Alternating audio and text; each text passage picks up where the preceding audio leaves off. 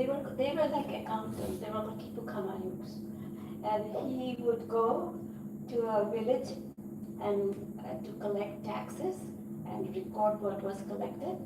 And the recording system was here, and this is the counting board, and this is called Yupana. Yupana was the board for counting, very rapidly calculating numbers.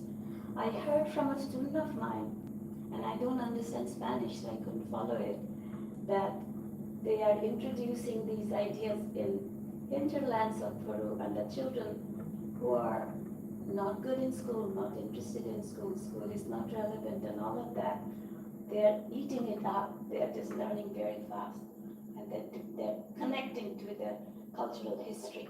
So it's becoming a part of cultural pride.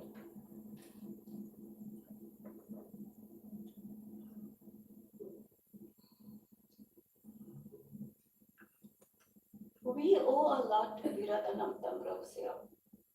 Our Brazilian friends here would say that too, that he is the leader, he's the trailblazer in defining what ethnomathematics is. And he started it as not just as a definitional issue, but it's also as a movement that let's unearth, let's reclaim the knowledge of mathematics that's in people's lives.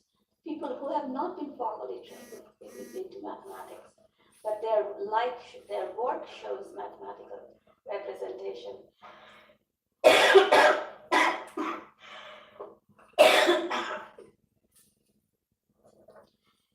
We'll get back to his work later.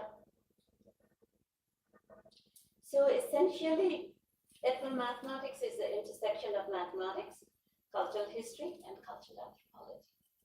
So when we talk about context, the context as deep as we can get is where ethnomathematics is. It's not looking at one thing or the other, but as a collective.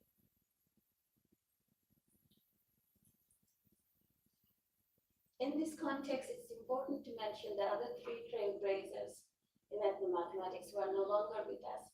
Claudia Zaslavsky, who wrote a groundbreaking book called Africa Counts in 1972, when it was not a fashion to write a book like that. She was a labor activist and then a psychologist. Marcia Asher, who did exhaustive work at Kipu, for example, and Paulus Gerdestrom. So Claudia and Marcia were both from USA, and Paulus Gerdes is from Mozambique, who died very untimely death.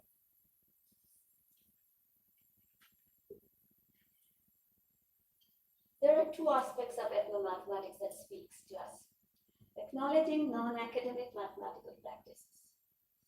So Paulo Freire said that the intellectual activity of those without power is always characterized as non-intellectual. So when we see a car mechanic working on a car, when we see a weaver working on a material, when we see a tailor making a dress out of a small piece of material, cutting it and fixing it and figuring it out, huge amount of problem solving and problem posing that goes on. Do not call it intellectual work. We do not call it mathematical activity. We just negate it. So ethnomathematics, one thing it does, it just provides that foundation for valorizing other people's work. In fact, for me, this is my core philosophy is driven by this statement by Paulo Freire that intellectual activity of those without power is always characterized as non-intellectual. I have been schooled, I'm an urban person, I grew up in Kolkata, and every day I'm humbled by people around me to see how much they know more than I do, and I never had thought about that. Another aspect of ethnomathematics is, am I just standing in front of it? No.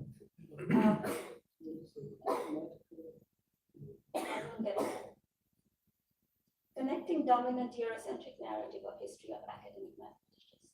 We have to do that too. Just 1 second. I have invited Brian to jump in anytime because my voice is sinking. So if that happens, and we usually present together, so don't be alarmed if you see him talking from the side.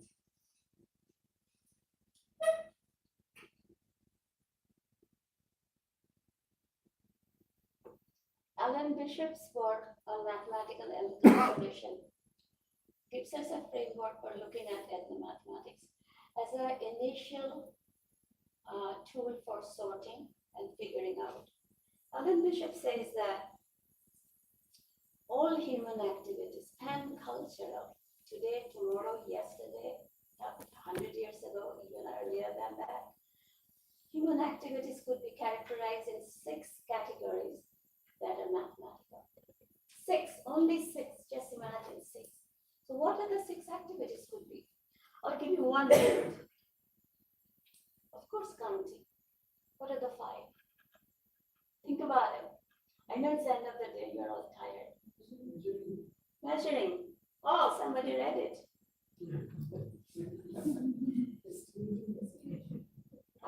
Estimation comes under counting. Designing. All the work that weavers and potters and tailors and lots of people do, that forms under designing. Thinking? Yeah, hold on to that because I have 3 more to come. Let's see. Locating. In these days, locating is taking backseat because everybody has GPS. It's the GPS that in our head is falling asleep. There are studies coming out that people's ways of looking at maps, people's ways of giving directions is really going down. Children are not learning that because they don't see anyone doing that anymore. Another thing that's happening, especially in the USA, children are not playing. I'll see the last one and then I'll go back to what I was saying. So these are the 6 activities that are the curriculum of our life. This is where mathematics is. And we can make a curriculum to teach in school using this as a framework. I was going to say that there are many things in our activities we are doing now that's actually depleting the learning of children. For example, parents are buying things with credit card all the time. Is it happening in India as well? Yeah. Children are not seeing changes made. They don't know what is to make a change. You give them 10 and ask them to give a change of 7. They don't know what that is because they don't see it in school. They don't see it in stores. They don't see it in their homes. So these are the things we have to think about.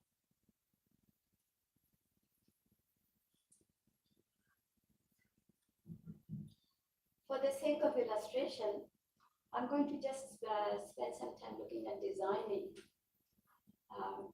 as ethnomathematics and show you some examples. And this is just a very small sample of examples. You can on your own come up with more. These are called pujagis from Korea.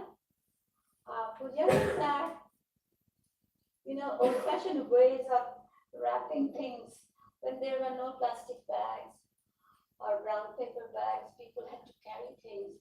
They would wrap it in a piece of cloth, and they made these pujagis. Pujagis were usually made with scraps of fabric, old fabric, new fabric, whatever they had, and they stitched it up together. But look at the geometry of it. So these women, were they doing geometry? Were they doing exercise for their geometry classes? We don't know if they were even educated, if they were literate or not, because that is a very old piece. So this is an example of ethnomathematics, that the work of women that spoke to it.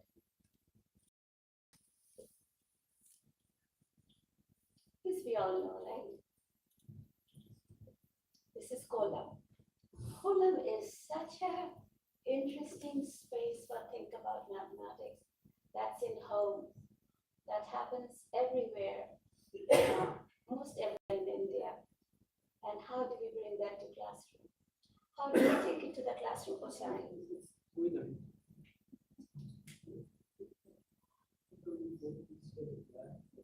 Yeah, I know. do I do that? Left-hand arrow is not going anywhere. Oh, okay, no. No, back. See, it's stuck here.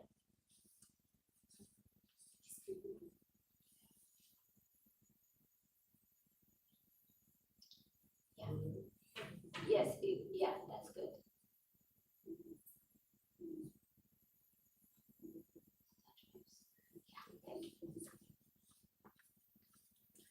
So let's, I'm not going to dwell on it. Let's go to the next one. This is. Something is wrong. Something is wrong with it, yeah. Shall I go back to my laptop? And you sit there, you operate. No, it is doing it on its own. Because maybe it wants me to hurry up. Yeah. Yeah. So Shipibo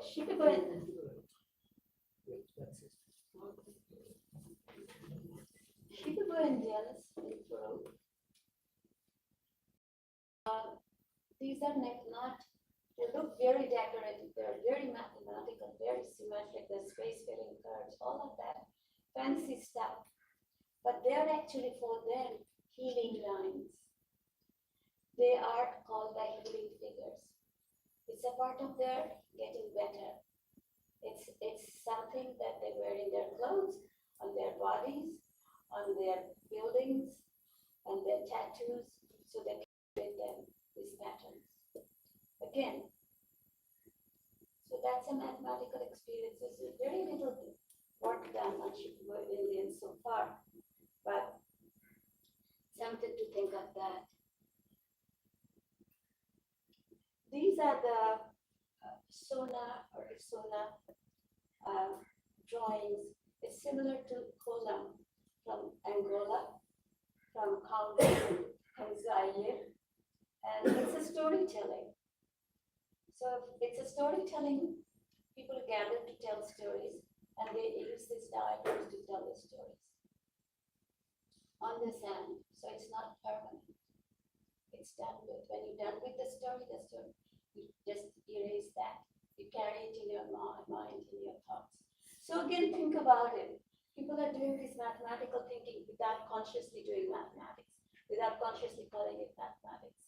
So what are they calling? From my work, I have seen when I ask them, what are you doing it for? Is this mathematics? They said, oh no, it's not mathematics. I'll get to that, what people actually tell me when I ask these questions. They deny the mathematicsness about it because mathematics is so high, so out of reach for many of these people.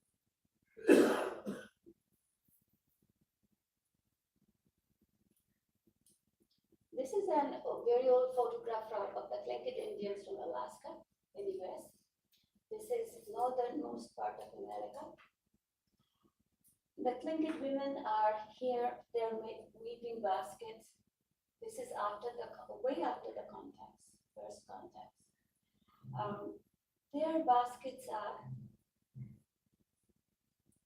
incredible. Just take a look at these. These baskets are watertight. They're woven with spruce roots of trees, but they're watertight. They're woven so tightly that they use these baskets as cooking vessels before they got metal, etc. So they would fill up these baskets with fish or whatever, then they heat up stones and put it on it, and this is how they cooked.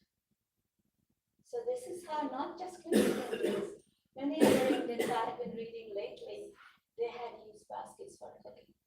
But Tlingit's baskets are extraordinary because of the designs they have. The designs are very mathematical, and all are about symmetry, designs, and analysis that are interesting to look at and study and follow them closely. So each of these baskets, most of these baskets have different bands of patterns. Again, to show that how much work the women thought about and put in their work, in their baskets. By the way, these have been completely stopped after the genocide. Basket making was completely gone. It's now in a process of revival. But if baskets are made, they are no longer for made at home. They're made for museums, so they became completely different. They're sold for millions of dollars perhaps, and maybe one basket is made a year, something like that, instead of what they used to do. Every family had one going. So there are more examples to show you their big repertoire of designs, all are geometrically very rich, and transformational geometry should use these examples to look at. And this is not just Tlingit designs, but all different cultures use these sort of designs. I use particularly this slide to show you that they not only made baskets like the one on the top. You see it starts with it's not a rectangular basket, it has a slight flare. All their baskets have a flare. And it could be because they were used so much that it stretched on the top, and that gave the flare. But they started making things like the teapot and the bottle for the tourist trade. They figured out the white people were really interested in wine, so they started making things that white people like a basketry tea kettle, a basketry bottle, etc. So again, this is not just about making things, but adaptive. Their work is so adaptive. It's not frozen in time and in place. Brian, join in anytime you want. So my next set of examples will be from another Indian groups, Plains Indians. This is Dakota, Sioux Indians. And these are called parfleche bags. I forgot to put the name on it. These are raw hide bags because buffalo they hunted. And these bags were similar to these bags. When not in use, they would flatten it like this one is. And they're decorated and they're tied up so that the thing's contents will not fall off. So very utilitarian things, but always decorated with complex designs. Am I going too fast? Okay. So look at the designs. Look at the complex designs of bilateral symmetry and the huge aesthetics that mathematics carries. The question is, does mathematics carry the aesthetics or the aesthetics carry the mathematics? Maybe they're so intertwined. They're so intertwined that we cannot separate that. We forgot that mathematics and aesthetics go hand in hand. And we replaced this mathematics as fear in children. So this is another parfleche box, not flattened, and with the bottom band showing designs recorded by anthropologists in the early part of the 20th century. So in my ethnomathematics classes, we make our own parfleche bags.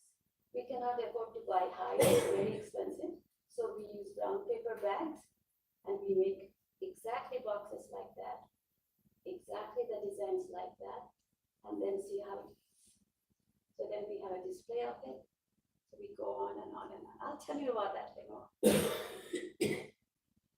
So the more designs. Look at the designs.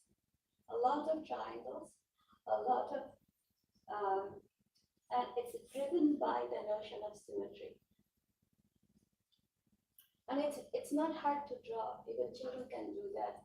You give them graph paper, grid paper to draw, like square paper you use in math classes, and they can do that.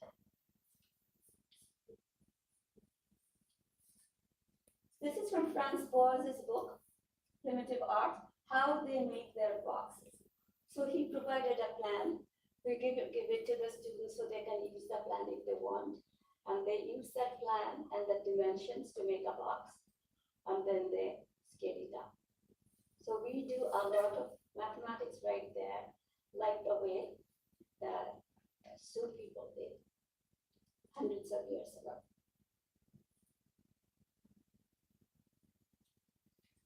Moving to Southwest US. When you go to the Southwest Indians work, and I'm using the Mimbres pottery here. Mimbres is a group of people, Mogolon people, that disappeared, and why they disappeared is no one really knows. So I'm not going to go into that. But their pottery, and most Southwest pottery, shows not bilateral symmetry so much, but rotational symmetry. So you see 2-fold symmetry, 3-fold symmetry, 4-fold symmetry, 6-fold symmetry, 7-fold symmetry, which is very hard to draw, 8-fold symmetry, and various designs in that. So these are funerary pots. So in burial, they put these pots, and they all have a hole because their thinking was the spirit has to escape. So the hole was for that.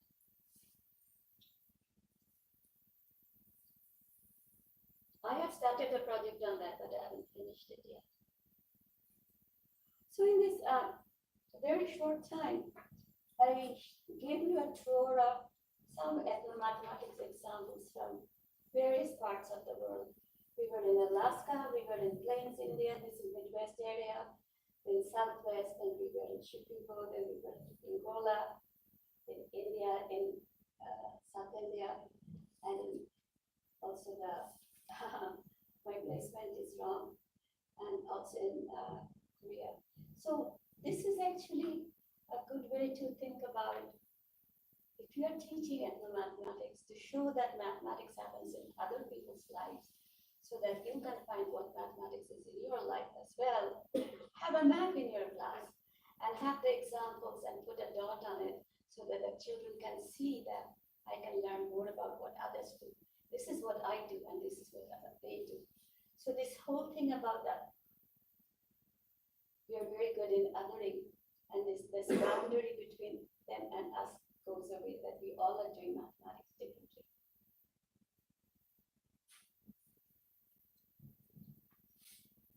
Oh. So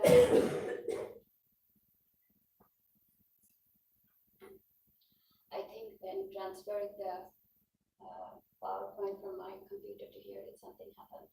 Okay, now I'm going to talk a little bit about my current work on ethnomathematics in boat building in Bengal, West Bengal.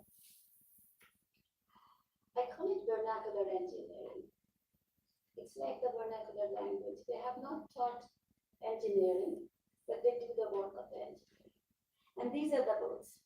These are the 60 feet long deep sea fishing boats made by people, men, who are, in most cases, they cannot sign their name, but they can do the work of engineering. Without a piece of formula, without a single spreadsheet, without any kind of big textbook, or without anybody telling them if it is right or not. I've been working with them for some time, and I'm sad to say this work is going to stop soon in India because overfishing is happening. So the fishermen are not going to get boats to fish anymore. And if the fishermen don't get fish, the boat makers will not be required, and they will just go away, just move away. And I will also tell you a little bit about that. And this will happen in my lifetime. So where is this place? This is the area called Bokhali. And Fraserganj is actually the name of the village in Sundarban. Do you know Sundarban? So if you can look it up in the map where Sundarban and look up it's not very far from Kolkata. It's about 112 kilometers, but it takes 4 to 5, sometimes 8 hours to get there because you have to cross a ferry, and crossing the ferry takes up a long time. So these are the Gangetic Sundarban urban area, so this is the place. And with the climate change, we are not sure what's going to happen to these areas also. Stuck again? No. Okay. So this is the fish that comes, a very rich fishing community. And the fishing community hires these karigars, mistris, workers, carpenters, who make the boats. The karigars, the mistris, the carpenters who make the boats, they do not go on a fishing boat ever. They make the boat, but when the boat is ready to go, they will go back to their own villages. They're afraid of water. But they make, look at the contradiction right there. They work on boats, but they don't go on a boat. So here are the two photographs, the top one and the bottom one. It's about praying for a safe boat. It's establishing the keel, the main part of the boat, how would you describe that? It's a spine of a boat. It's the spine of the boat, and that actually is very important. So it's not just the construction of it, we also do a lot of praying. Now, what is interesting here, the man who's praying is not a Brahmin, he's a Dalit. So in this community, the boat making community, he's the authority. He knows how to do it right, and he doesn't need an external agent to come and tell him what's right, what's not. So we'll look at some of the, boats are built by using planks of wood. Planks come in straight, long rectangles, but they have to be bent. So one of the initial bending processes that, see how so-called primitive it is? That they tie it with the ropes to a tree and leave it overnight. Some depends on how much time it needs. They only know, and they just by looking say it's about done, take it off, and they know that the wood is bent. So they're bending the wood here, and here the man who is the chief of the team, he is checking on the tension of the strings.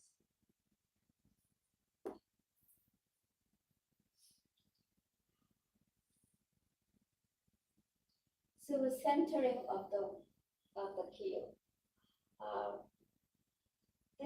I have been very keen to see what kind of tools they use. I'm very interested in the notion of tools. What tools they use, who makes the tools, how do they use tools? Because mathematics is a tool, isn't it? So when we talk about mathematics as a tool, I also want to see what tools these people use. What material tools, what mediational tool, how does it interact with them? So I find that they do not always use formal measuring tools. And one of the very common tools is this black string, which stays in their pocket. And it's sort of self-calibrated. They can measure it by putting it here. I don't know what it says, but they're accurate in their measurement. So it's embedded in their thinking. And here they're measuring it, the center of the wood. Here's a picture I had to take because they had a measuring tape, tailor's tape, but they were also measuring using a saw. So they use anything and everything to measure. That's needed. It's adaptive, and it's what they have, they will work with that. And very flexible and fluid ways of working.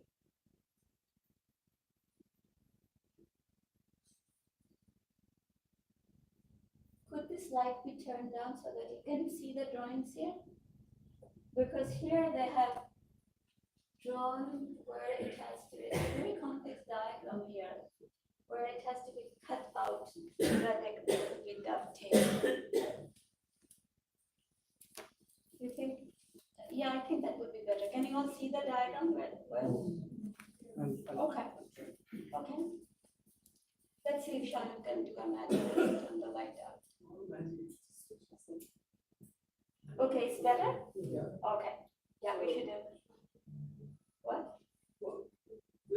this joint sharpness describing, Loud. I said loud. they have the keel, which is the spine along the bottom of the boat, and then there's the prow, which is the continuation of the keel but going up at the front. And the join between the prow and the keel is very, very complex, but of course very important that it needs to be really strong. So it's a fascinating piece of fitting, cutting out complex shapes and then fitting them together. It's like the Incas putting together vast rocks cut. The walls of Machu Picchu. Yeah. So yeah, okay. Yeah. You can see it more clearly here than I can possibly describe it. So I will just sit down again. It's minimum work, no blueprint, no paper at all. In fact, when I first met with this group of people working, I wanted to know, I wanted to ask the man, how do you come up with a work like that? You know, I have been schooled and I have been so formally educated, I cannot talk like that. I've lost I've become too academic. And it came out of my mouth, how do you plan this work? I wanted to ask, how did you come up with this work? And it came out of my mouth, how did you plan this work? The word plan came out, which is very formal word. And he even misunderstood me. He said, oh, we understand plan very well. We have to follow plans if it is a government work. But then it slows us down. We do better without a plan. So this sort of expertise is in our communities, all over India. And this is not just in Bengal, in Orissa, and I have not had a chance to go to other places in India to see this, but I have read about it, that this happens in various parts of India, this kind of work is going on. So let's keep going. So this is what the keel is established. You see the workspace. It's not a factory. It's the dry season on the side of the river. On the other side of the river is Sundarban. That's where there are snakes and not tigers, but lots of deer. And sticky mud. But it is dry season, so they can work there during the day. They start usually in December, and they work till April. Early April. And then it's too hot after that to work. So they have to finish making a boat between December and April. So this is the timeline. And during that time, they come from their own village, which is not where this work goes on. They come from, I would say, about 150 kilometers. And they make a community hut where they all live together and eat. I'll show you something just to show how the work goes on. And it's not just the work goes on, it's complete sharing of everything.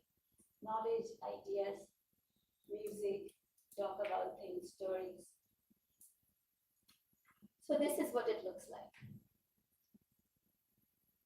Okay. Planks have to be bent. So he's burning hay to get to a temperature so that when the wood is warm, it's hot enough, they bend it down, like to the picture to the right. And I would always ask, how do you know when to stop? You're all forcing it down, and then you stop. Why did you not do it for another 2 minutes or 5 minutes? Or why did you not stop earlier? And they look at me they're very kind to me, and they look at me like, you just know it. You know it, it's in your body. It's just that embodied cognition that we have not studied in India. The amount of knowledge that people carry in their bodies. It's like, this is the measure I want to do. They can just hold their finger out and say that. So this sort of work that happens outside the school, outside the formalism, or one can call it the formalism of the boat building, which is not the engineering school's boat building. By the way, this site is not too far from IIT Kharagpur, which has a naval shipbuilding program. I have written to them about this project and asked them if they are interested in coming and see. I got no response. They're not interested in this sort of work.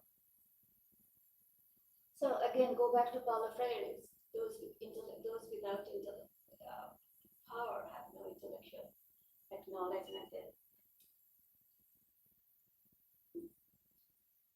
Okay. So the planks are also, this man is chiseling out grooves on this plank, so the plank to plank could be joined, sort of like stapling. And I forgot to bring a staple to show you what a staple looks like. It's about this big staple, it's quite strong, and it hooks from bottom and top so that it anchors the two board very tightly. But equidistance without measurement and doing it like a machine. Absolutely incredible how accurate it is. And it's kind of sad that we don't go and talk to these people. Nobody asks them any questions about how did you come up with it and why do you do it this way. So when you ask them a question, they're very puzzled. Like, why is she asking a question? As such, I'm an old woman. Why am I sitting there all day? And they tolerate me a lot. They tell me that I go in the morning, usually at 7 o'clock, and sit there. And then around 12 noon, they said, go home, go have your shower, have lunch, and don't come back till 4 o'clock. So, and they don't like interruptions while they're working. So I don't ask any question while they're working. I just save my questions till the end of the day when they all have tea and I have tea with them, and then I can ask them questions. So they are not used to answering questions, just like children cannot justify.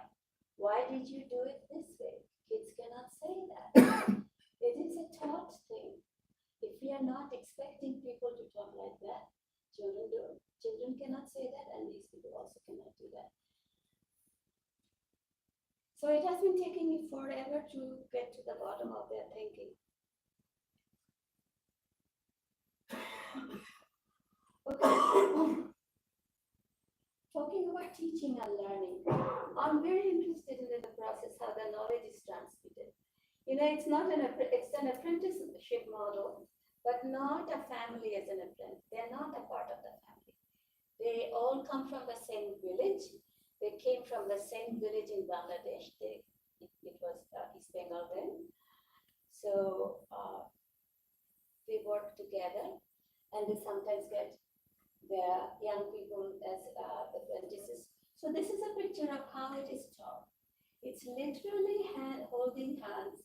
This is the young guy learning. This is the staple sticking out, and he's using a chisel to bend it down. And he's learning how to efficiently bend it and hammer it at the same time. And not just hammer, bang, bang, bang, and then it's wrong, you take it apart, etc. How to be efficient. The efficiency is a real key to that. So this is the hand of the child, and this is the hand of the master. It's showing him how to do that. There is a lot of, just like the literature on apprenticeship shows, there is a lot of supervision in the beginning of the apprenticeship process. The master and the student, or the expert and the novice, whichever way you want to call it, they work together all the time. At the end of the day, the apprentice has to pick up all the tools from everywhere. He has to know the tools. So that sort of things. But as he learns more and more, the master steps out. So the scaffold is taken down a little at a time. So this is the very beginning stage of that. There are three pictures here. The whole act of bending, getting the right curvature of a boat is very important. And using methods that you and I might call it primitive because the tools are very simple and primitive. We tend to call it that way. Here he is using what I call a giant clothespin to hold it down, to bend it down. And then these are the big clamps temporarily held by big nails to maintain the angles. And how and why and what is the angle, they wouldn't be able to tell you. They just do it over and over, consistently do the same thing. So the same thing of clamping is happening here.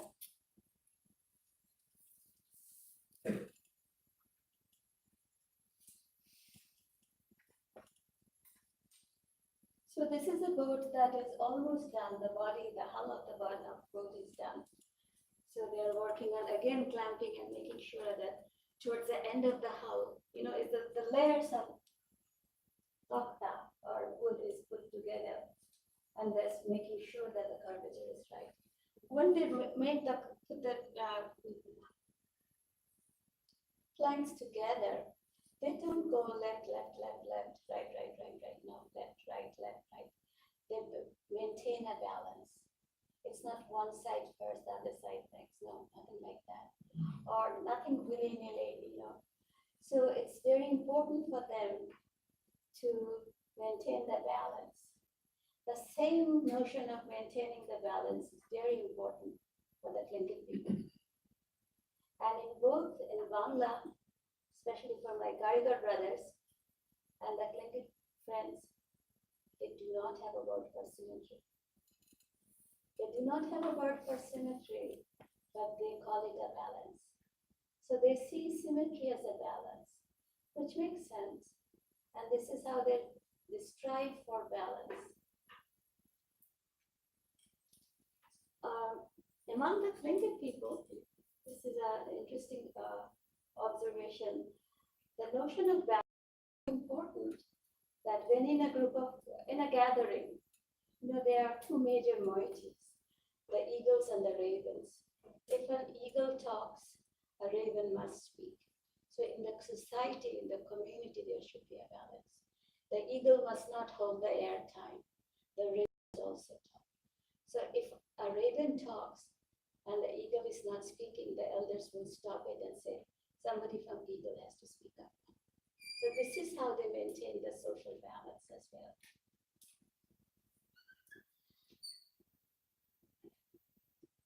So this is the body of the boat is almost done.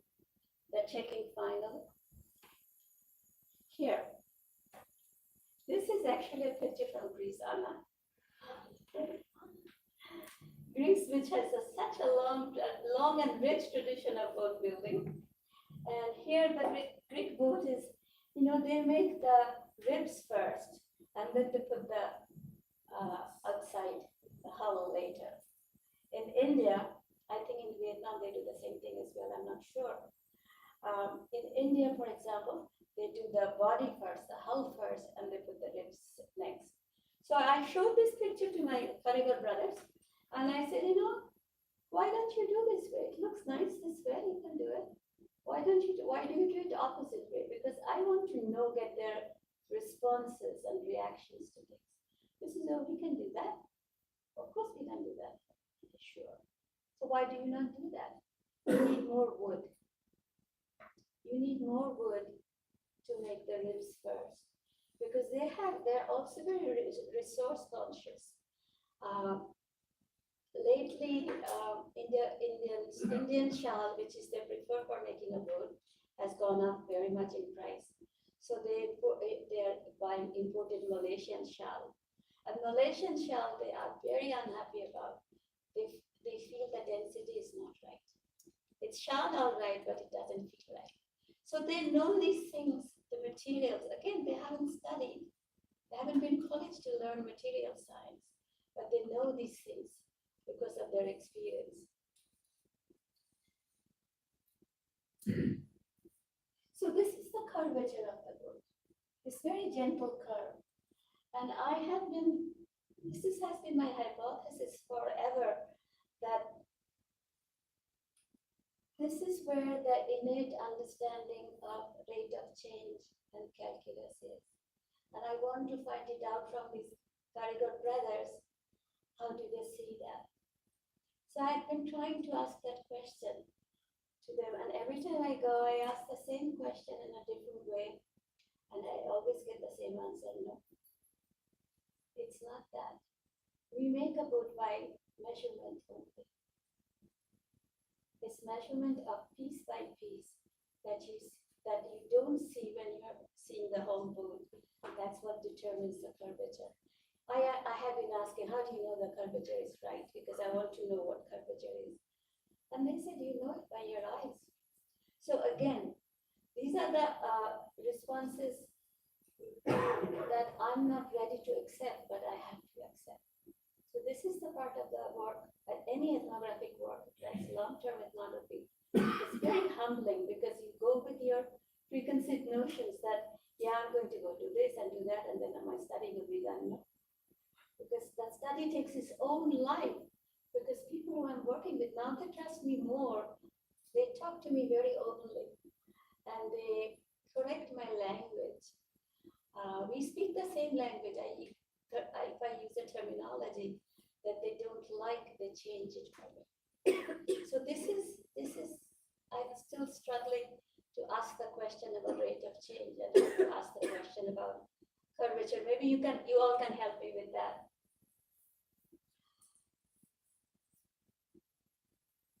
Okay, so the curvature, the hull is done. Now the ribs have to go in. So one morning the wood came for ribs, and there was almost like a festival time. They were all running around using scrap wood to make templates, and I said that this is it. This is the representation I had been looking for, and this is where the mathematics is. So you see on the top picture, this man made a very crude a template with scrap wood, and here another one is making a template with a rebar rod, loha rod. So they're checking it against where they're going to put it. When the work is done, they throw away the rebar, they throw away the scrap wood, like saving it. So that's, yeah, I'm going to say that. So unlike this picture, this is from a Finnish shipbuilding place, from my Finnish collaborators, where all the templates are numbered and saved. So it's like picking up a formula and doing it from that way. But our Indian Karigars, they don't keep it. They all keep it in their heart or in their head or in their body. They don't know. It's not saved. Nothing is saved. What is saved oftentimes is that black thread you saw that goes in their pocket. It's transportable.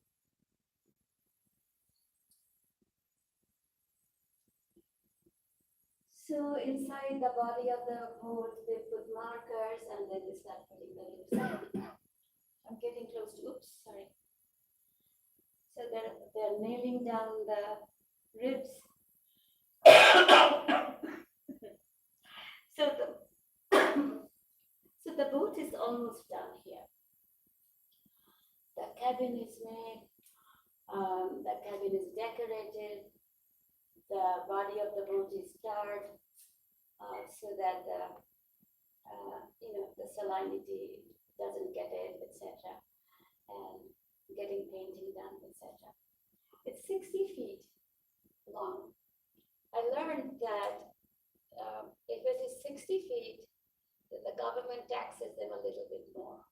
So they make it a little less than 60 feet to avoid the tax. So there are ways of changing things. Now, what I haven't told you, and I'm sure you are thinking about asking me that question, that how old is the technology? Very, very old.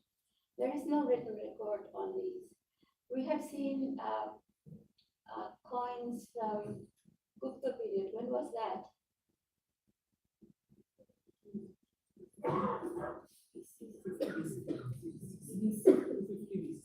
Yeah, I mean, coins of Gupta period, or even coins of both there was very strong trade relationship with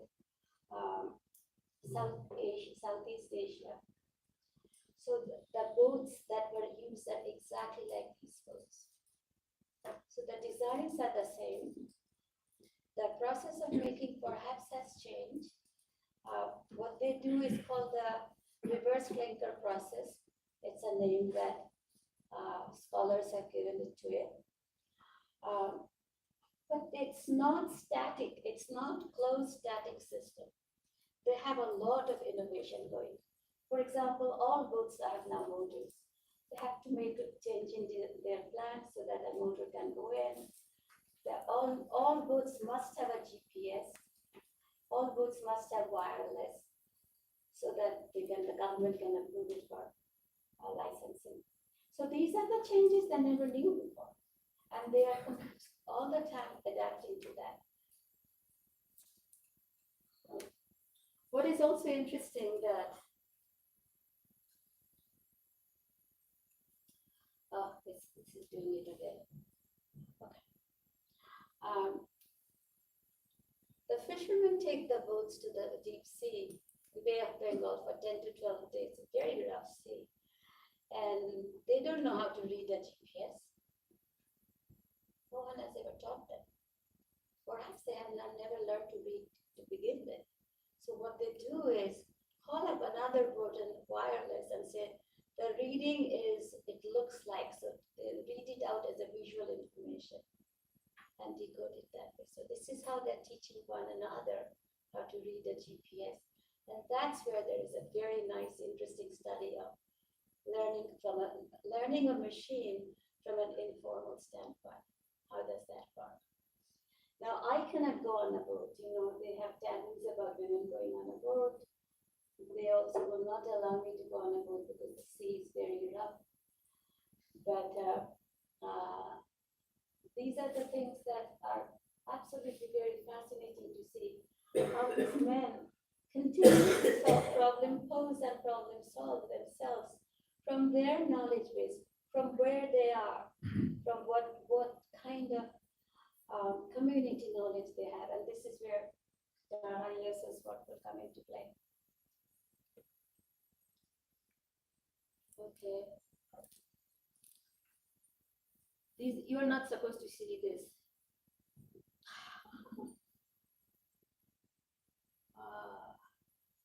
Still not supposed to see it. Okay, this is fine. Can you see the designs here? It's a really complex flower and leaf and this and that. Again, it's a translational symmetry. It's not to draw. The man who's doing the design, he's just chiseling it out without drawing. And they put a little bit of design in that cabin. So I asked them one day, they all can do any piece of the work. It's not that you are supposed to do something else and or nobody doing something else. So you all can interchange your work. So I asked them one day, what's your favorite work? And each of them, independent of one another, said that making the design. Making the design for the cabin is the most favorite part. Now, that part again goes back to what Bishop's work is about. Designing is a part of mathematical thinking. Okay. Tools. I told you earlier, I'm very interested in tools. Tools are man-made objects. Tools are material objects. Tools are mediational objects. Mathematics is tools. How we use the tools is something that we have to learn. So I'm very interested in how people make tools, how people use tools, what tools do to us, what we do with tools, can we make our own tools, and what happens when we make our own tools. So these are all these questions, very Vygotsky and that drives my work actually very seriously. So these are the tools. They're called mazhari. Mazhari means the centering. All those who know Bangla know that mazhari means centering, right? So it is an adaptive tool. You can see a little bit of a nail there and here. You can change its position depending on the width of the plank. You can draw the center line because a pencil breaks, but a nail doesn't. And it's a very quick way of drawing the center line. And there are some carpenters across the street from our house in Kolkata, and they were using the same tool the other day. So it is apparently a very common tool among the carpenters. So he said he will make one for me so that I can learn to use that. Again, you're not supposed to see that. So a tool, making the plank, chiseling the planks, using this kind of props. It's all temporary, but tool use is about how to make tools and how to use it. The tool to the right is a planner. It cuts grooves so that a door can slide through it. This man, this Mistri Bhai, he came from Bangladesh. When he came as a refugee, he didn't bring anything. He couldn't bring anything. He only brought that tool because he made that tool himself. Making a tool himself that I made this tool and I know how to use it. There's so much pride there. So this is something we have to think about when we teach children mathematics. How can we give them that sense of pride, that ownership, and sense of it's a part of their agency and identity, that it's the tool I made and I can use it.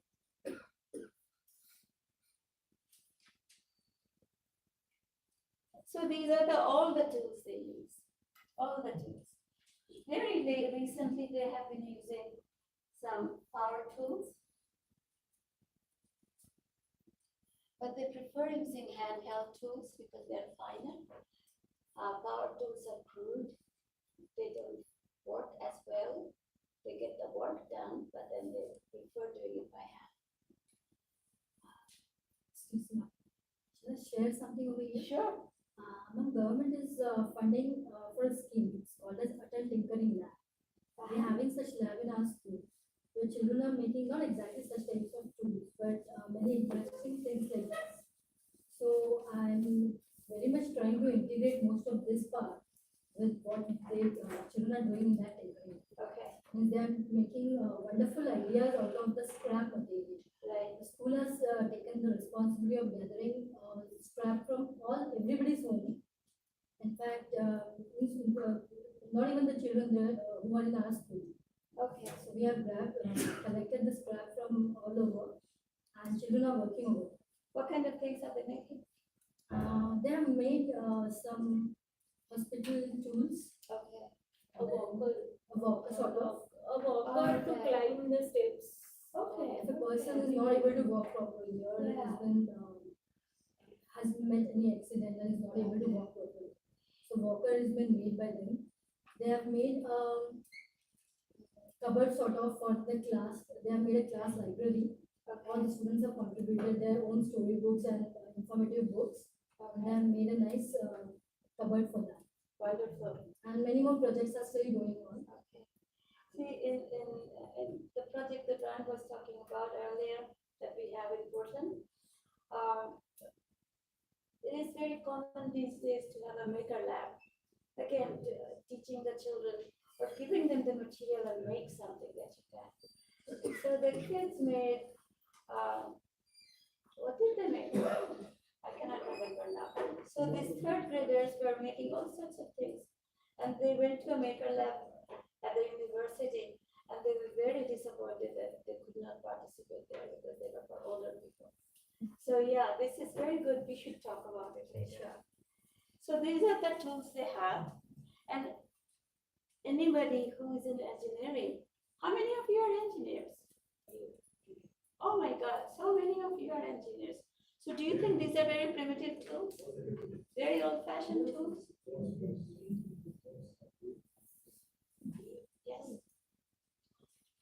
mean, the tools can be carried in one basket, you know. They're building a boat that's 60 feet long, and the tools are so few, they could be carried in a basket or a bucket. So talk about multiple use of tools. I'm coming to an end because I'm also getting tired. I asked them, what's your favorite tool?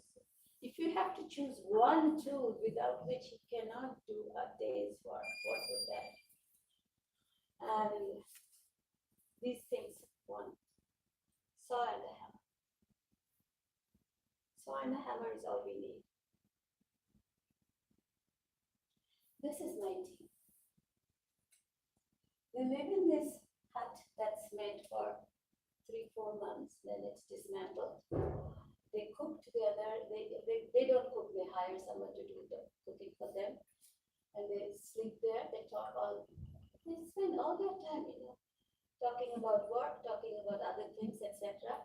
And also, we've been fishing net because they have little ponds where they fish at home. He's the chief engineer who has made, he cannot say how many boats he has made. He says, I have made many boats, but he cannot sign a piece of paper. He cannot sign a piece of paper. And he's very shy about that.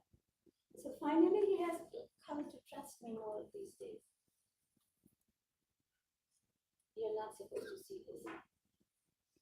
Remember, we started with this quote by Paulo Freire: the intellectual activity of those without power is always characterized as non-intellectual. I have slightly modified that, slightly. The mathematical activity of those without power is always characterized as non-intellectual. We do not call it mathematical thinking. We do not call it critical thinking.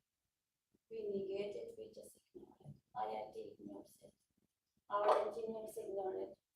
In my family, all my brothers and cousins are engineers.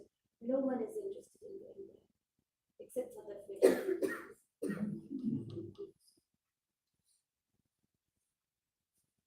This would be nice to know, but then I don't have time. NCTM, you are familiar with the name NCTM, National Council for Teachers of Mathematics.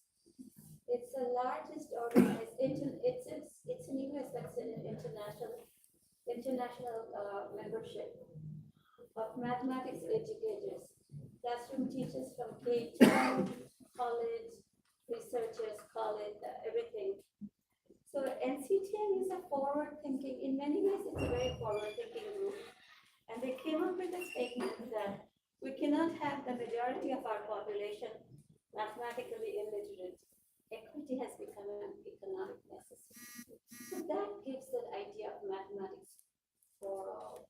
We should open the gate that others can come to class and learn mathematics. That's their equity statement, that there should be an access. Access to what? You're opening the classroom door to learn your mathematics. Are you going to bring in their mathematics to the classroom? That discussion is not really going on too well. So again, I have audacity. We cannot have the majority of our population mathematically disenfranchised. Equity has become moral necessity. It's not economic necessity, it's our moral necessity. We have to do it because it's the right thing to do.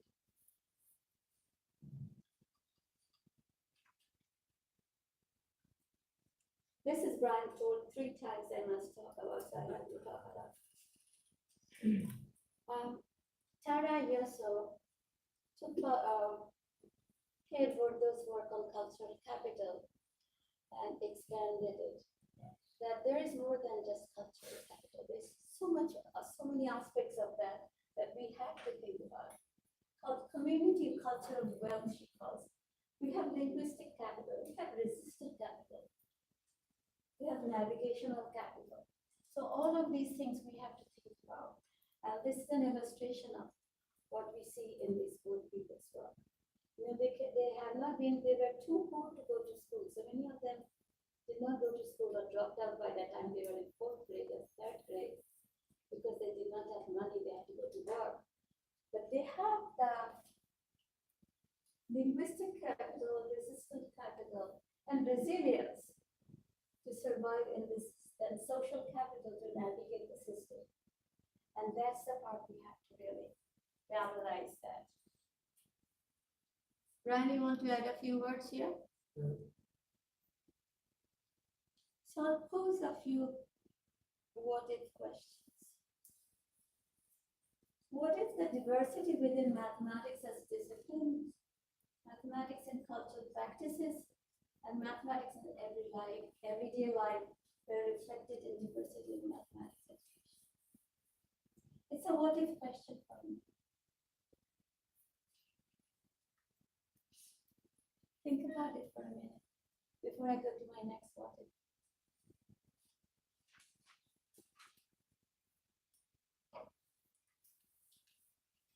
What if school mathematics were taught as a social discipline, embedded in historical, cultural, social, political, that is human context? A balance of school mathematics was shifted to criteria of relevance, usefulness, creativity, interest, critical disposition, and sense of agency. Can we get that? So these are two major what-if questions I'm pondering over, and I would like you to also think about it and let me know your thoughts. Maybe when we have a discussion. Okay. This is a nice transition time.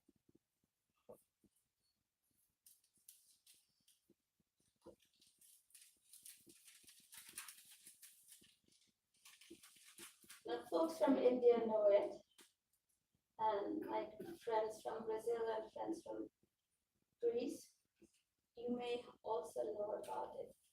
Do you know what these are? Newspaper little bags, right? We call them thonga. In Marathi, what do you call them? Thonga? Okay. So, this is a wonderful way of thinking about mathematics. So I brought only two different sizes. You can buy a thonga, get a thonga small enough to hold 1 egg versus a thonga to hold 5 kilograms of sugar, right? All made up of newspaper. Newspaper is recycled, made by people who are, again, not educated. And there is a lot of mathematics. So, are you ready to do some activity, or you want to just pass it? Pass. Okay, so here is, I don't have a bag for each of you because you sort of know it. If I take it apart, what would it look like? Think about it and draw it. Ron, can you hold it up? Well, you have to be able to see it. Yeah, that's why you have to hold it up. Take it around. Yeah. Maybe I can just pass it around here. How is the time? Okay, okay. So this man's picture you're seeing, across the street is a small market. And one afternoon when everyone was sleeping, he was making paper bags. So I have been talking to him. I interviewed him. I did some pictures of him. He showed me how to make a small bag, major, medium-sized bag, all different size, how to do that, everything like that. And I said, aren't you doing a lot of mathematics? He says, no, there's no mathematics. I said, then I thought maybe I'm not clear enough. Aren't you doing a lot of geometry here? And he says, oh, no. I'm doing any geometry here. So the next day, he said, you mean triangles and squares? No, I'm not doing triangles and squares. So he has been to school maybe 6th, 7th grade, but hasn't stuck in his head. He cannot make the connection. I told him that he should teach his children how to make this paper bag. They're so useful. He says, no. They're busy at school. They should not waste their time. They have to study. So again, this disconnect is really problematic for me. The day we were coming here, I have a lot of conversation with my taxiwalas. And the taxiwala was just complaining about the fact that the government is not doing enough for the education. And he says, have you noticed that education is getting shortchanged? And I said, tell me more. He said, it is the plan of the government to keep us down. If we get educated, we will act differently.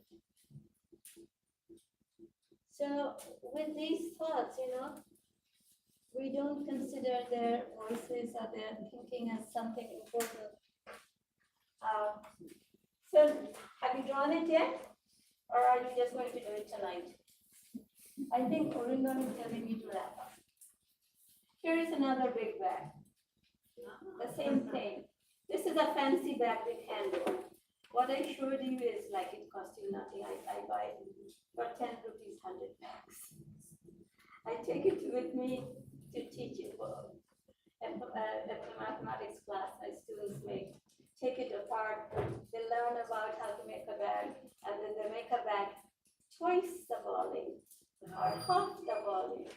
And then we have a display of the bags. Each bag is different, the way they make it. This is really good, don't they?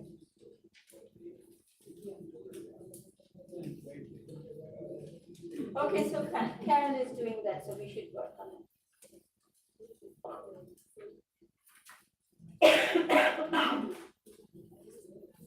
It is actually a very useful skill to teach the children. And the project that we have in a school in Portland, and we're going to teach the kids how to make a bag. I taught in an alternative school in Kolkata called Tata. It's a very well-known school. We taught in the beginning of the school year how to make envelopes, different sizes, different kinds of envelopes.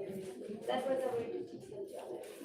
So that there's a wooden feel, they cannot do it, and it's just vocabulary words. It has to be real for them. So as you are working on your bags, I'm so glad you are doing that.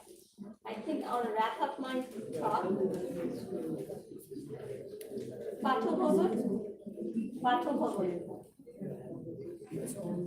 haven't been to the school in the last 5-6 years.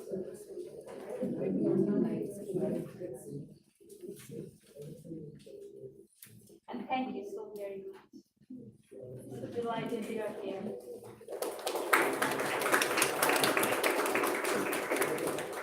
Here is my email. Write to me, send me your comments and thoughts. I might not be able to respond right away. Definitely after 6 February I will respond. Because from here we are going to Hyderabad and then we are going back to Portland. So there's a lot of activity going on. Thank you so much. With that note, I would also like to mention here, you can, some of you know about Maths Education and Society as a group, as a community, and which holds conferences. And this is the first time that Asia is holding the conference, and also India, in Hyderabad next Monday onwards. mescommunity.info is the URL. So those who are interested in mescommunity.info, Mathematics, Education and Society. Please go to that website, and you can also download previous year's proceedings, some of the plenary talks, links to that, and join this as as Indian diaspora, because we're actually planning to have an Indian platform of MES. Yeah. So many of us are actually traveling to Hyderabad next week. For those who are not, please take a look, and probably in the next edition of next month we can. Can I say one thing? Yeah, one good thing about the MES page, you will see you can free download everything. You don't have to pay a penny. You download the papers that have been published for the last 9 times, 10 times. Yeah. So thanks again, and if you have any questions, Quick comments, questions. Actually, if you go down the road on this side, combine it, you will see everything just like this what you described. Really? Yes.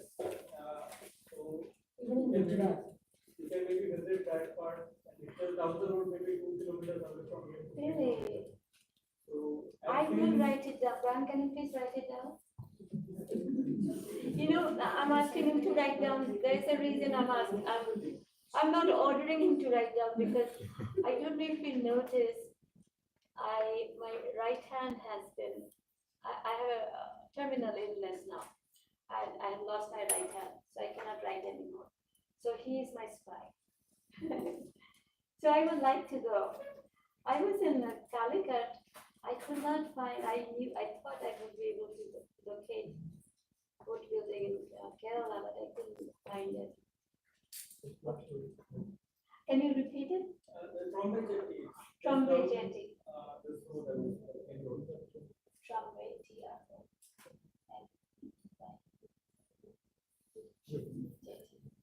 Thank you very much.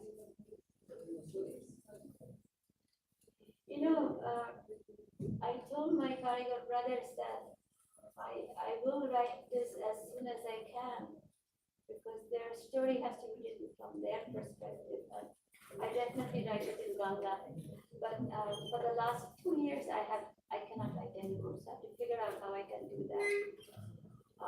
It will happen, but you know, so that's that. I need a scribe.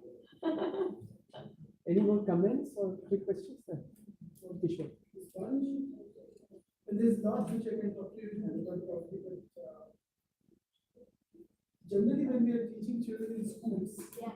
we are trying so that they make math integrated to their life. Right. In this case, the examples that you cited and your conversation with these people, where they are saying that it's no more math, they are not doing math. They're working, they're creating art.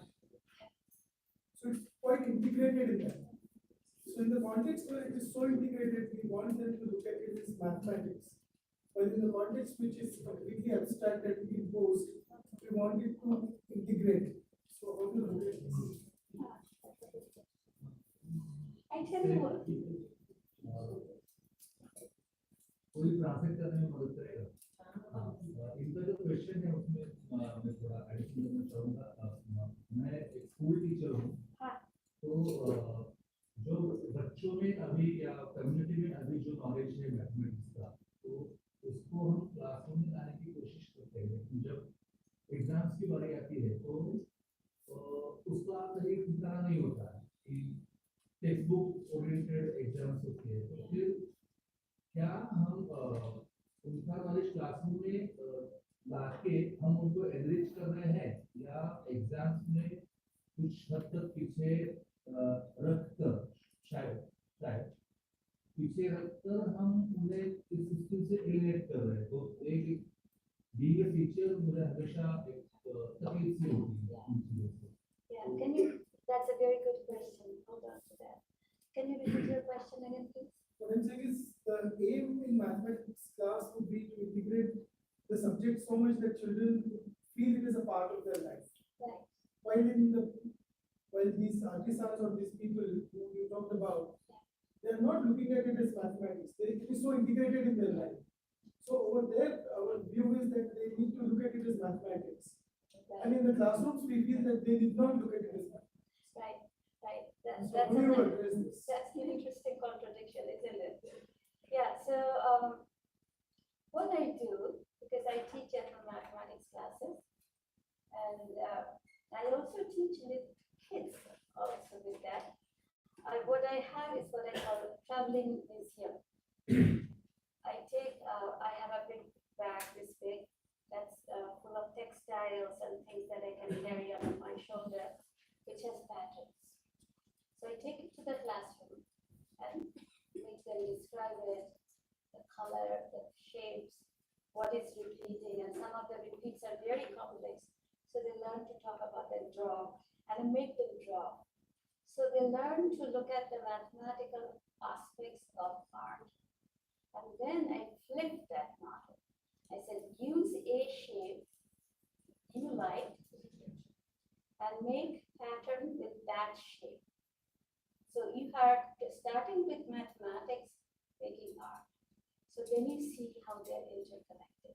I'm not answering your question, I'm realizing that, because that's a question that's very hard to even think about it, especially right now. So what I'm finding that when I propose, when I present the representation of disembedding the mathematics from the artifacts is one thing. In the museum I make to take to them. I also have them make mathematics as a starting point to make art. Because people have, at least in America, people are afraid of math and afraid of art. We cannot do anything. We cannot do art, we cannot do math. So they see that they are interconnected, and the aesthetics, the power of aesthetics is in people's lives. And we can do that. How do we? What you said is a question that some other colleagues of ours are also asking, that why are you forcing people to talk about mathematics when they don't see it as mathematics? It's not we are adding words to their thinking. We are learning about their work from our perspective. Because we have perspectives that are different, but this might be a way of brokeraging. It's like building a bridge. Donaldo Macedo has come up with a very nice term called cultural broker. So you are brokering cultural ideas from here to there. So you're making that connection. So that may be a way to think about that. Yeah. But a very good question. Thank you. Yeah. Is ethnomathematics only related to few topics of mathematics? No, not really. There are a lot of games that Native American games that are probabilistic. I Right. want to abstract things like algebra, algebraic expressions. I don't know. My high school teachers and college teachers are driving me crazy with that question. And I tell them, I don't know. If you find out, you let me know. Because we are, again, it's not my idea, it's topic. It's our topic, it's a collective. We have to work together. When you find something that works for you, or when you find something that I'm saying is not right, you let me know. So this is how we build it together. Yeah. So I'm sorry. No, it's okay. I was just eager. Yeah. Lately, my students are all in the mathematics department. And they like it very much, but they want to know exactly your question. And we are. So it's foundational. It's like what Naitaming was. It's foundational. Right? It's like, that's it. I really liked it because the way you displayed all the slides and the work they are doing, we can imbibe that this kind of work is also necessary for the society, and they are also intellectually as good as what you are doing in the school, because they are doing it perfectly all right without any formula or any application of mathematics. The second thing is, what I enjoyed is children will create some, the children will get interest in mathematics, which is actually necessary right now.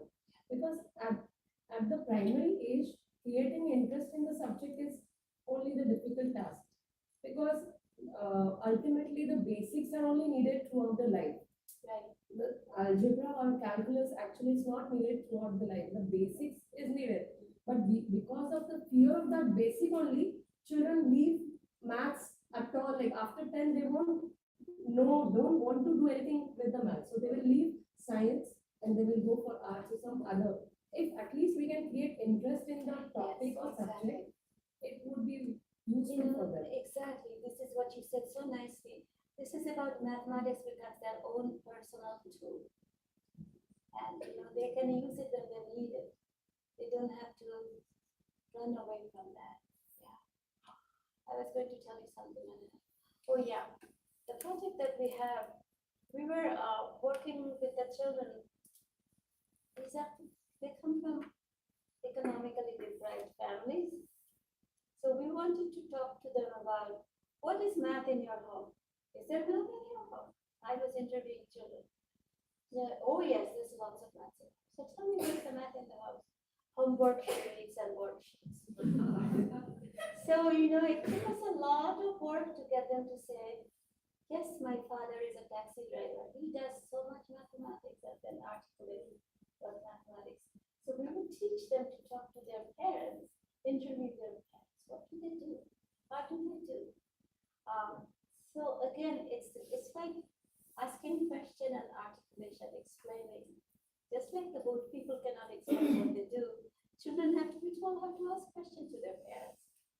So now they're saying, my mother works as a maid and she has to do this and she has to do that and she has to manage her money, she has to manage her time. So these are little 7-year, 8-year-old children can talk like that.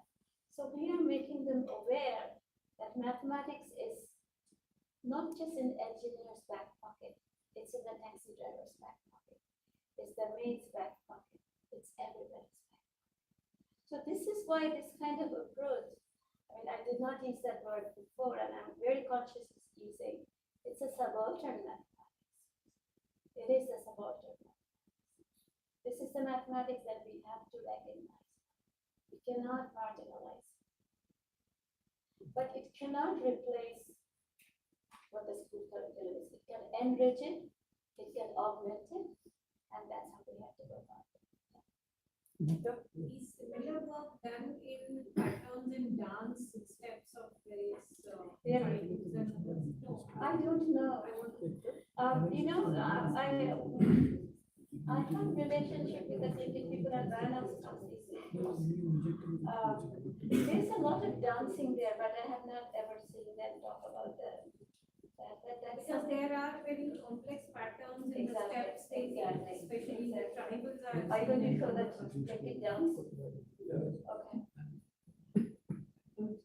Okay. But this brought to mind one interaction I had with a young Tlingit leader. He works at the university. He told me the main reason why our young people are dropping out of university is that they cannot do the mathematics requirements, First year. even though that mathematics has got nothing to do with the career path that they wish to follow. And I think this is a major. There was a book in the States not long ago called Weapons of Math Structure. And maybe anyway, I think you're this book is about, it's a very detailed set of examples about how people are expected to satisfy mathematical requirements that have nothing to do with the work that they are planning to do. You know, the Tlingit people, Tlingit men are very good carvers. If you look at their carvings, very complex, very beautiful, aesthetic, mathematical, and yet they cannot pass the math. They can do the carving, but they cannot pass the math. So they are dropping out of school, ending up in prison, also. It's very, very sad life. Any more comments, questions? Yeah, overall, whole session was enriching. I don't know how far will I be able to inculcate in my classes, but definitely those word problems and this whole thing, I'll try to inculcate as far as possible. Thank you. Thank you so much. Yeah, Rafiq. So one of the bags or pots you showed, no? So Mizoram, I recently visited Mizoram, and this Mizo people, those bags are integral part of their life. So it's the same. These are big bags, but there are different kinds of bags. It can act as a backpack or pot. So the same material is used, but there are a variety of Purposes. Yeah. and based on the purpose, different shapes. Right.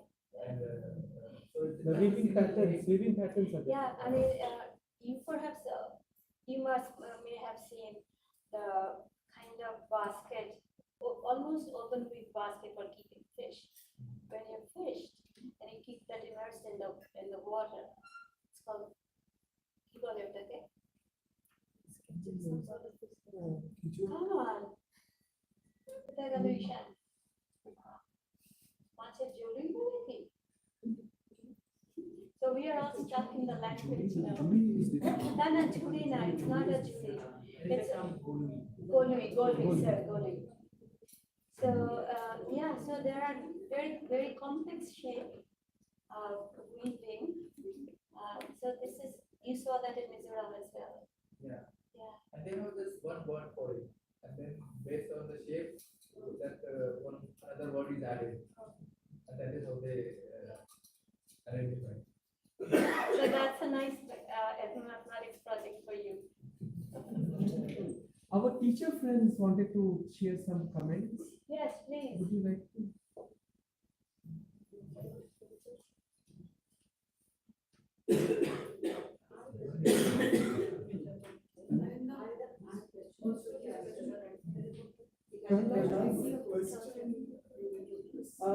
Swapnali, Prahlad's question was about how to bring in basically the contradiction that on one hand we are insisting on curriculum mathematics, but what about the out of school knowledge of maths actually?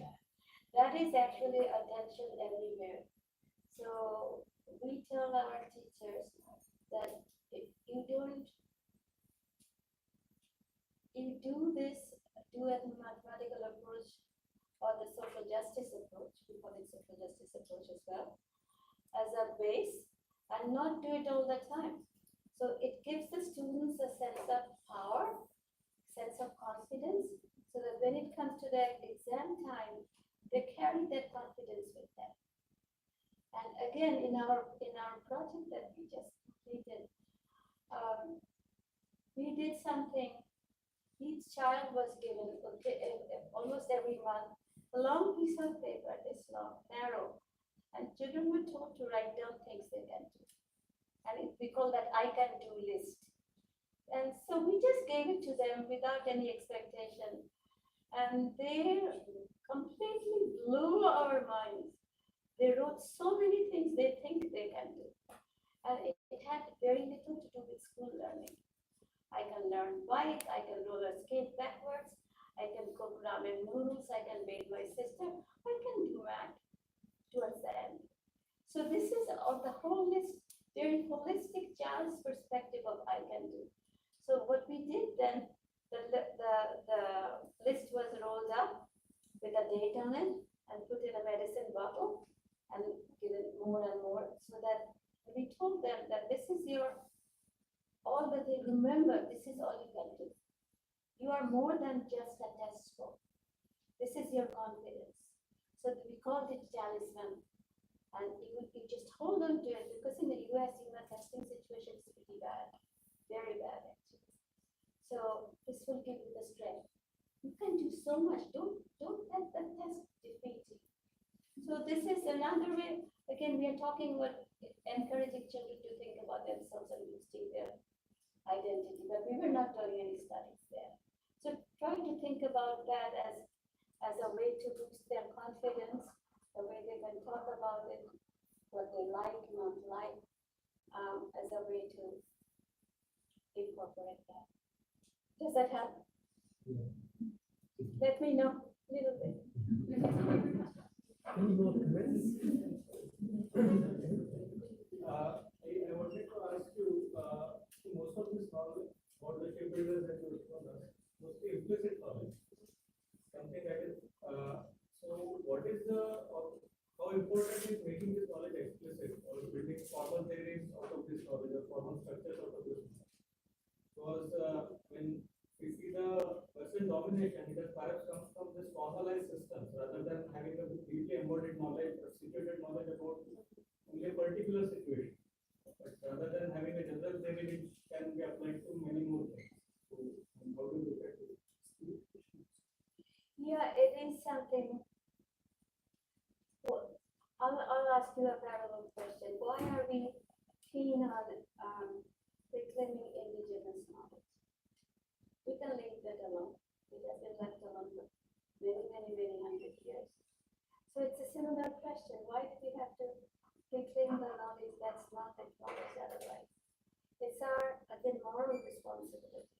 It's we are acknowledging these people's intellectual capacity. So writing it down, it has not been written down because there was not the tradition. But maybe this is a way for us to documentation. I'm not saying it right. I need to think a little bit. I think because they are not written, that's also kind of, they have the agency, right? Because they're not formalized, that's how they have the agency of like the literal word and the, you can say, non-literal word. It's not a checklist provided by the government or somebody. Yeah, you're right. So when it's not written down, when it's not formalized, it has its own advantages as well. All right, so it's time to close, and maybe we should pass some more questions or discussion afterwards. Thank you very much for coming over, especially friends from Mumbai and Pune who have dropped in. Also friends from Brazil and Greece, despite travel and tiredness were, But special thanks are reserved for Professor Mukhopadhyay and Professor Kriya for being